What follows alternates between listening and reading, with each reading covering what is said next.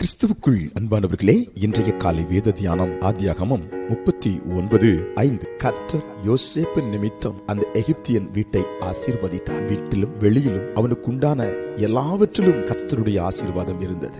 அன்புக்குரியவர்களே, யோசேப்பு நிமித்தம் கர்த்தர் அந்த எகிப்தியன் வீட்டிலே ஆசீர்வாதமான மழையை பொழிய செய்தார். அந்த ஆசீர்வாதம் வீட்டுக்குள்ளே நிரம்பிற்று. வீட்டுக்குள் இருந்த எல்லா பாத்திரங்களிலும் எல்லா அறைகளிலும் நிரம்பிற்று. அந்த ஆசீர்வாதம் வெளியிலும் நிரம்பிற்று. ஆண்டவர் சொன்னார், நீ பட்டணத்திலும் சரி வெளியிலும் சரி ஆசீர்வாதமாயிருப்பா என்ற வார்த்தையின்படி யோசேப்பு நிமித்தம் வெளியில் இருந்த வயல்களில், வெளியில் இருந்த மரங்களில், கனிகளில் கூட ஆசீர்வாதம் இறங்கிற்று. வேதம் தெளிவாய் சொல்கிறது, எகிப்தியனுக்கு உண்டான எல்லாவற்றின் மேலும் கர்த்தருடைய ஆசீர்வாதம் இருந்தது. சகல துறைகளிலும் சகல மண்டலங்களிலும் கர்த்தருடைய ஆசீர்வாதம் அங்கு இறங்கிற்று. அதே போல கர்த்தர் உங்களையும் ஆசீர்வதிப்பார். யோசேப்பாக வாழும்படி தேவ கரத்தில் இந்த காலை நேரத்திலே தாழ்மையோடு ஒப்புவித்து பாருங்கள். அவன் மூலம் வெளிப்பட்ட ஆசீர்வாதம் எல்லா இடங்களிலும், எல்லா வெளிகளிலும், எல்லா பட்டணங்களிலும், எல்லா வீடுகளிலும், எல்லாவற்றின் மேலும் உங்கள் நிமித்தம்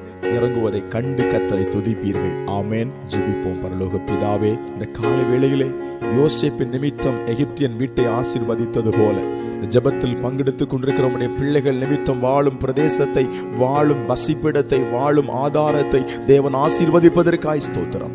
இயேசுவின் நாமத்தில் ஆமென்.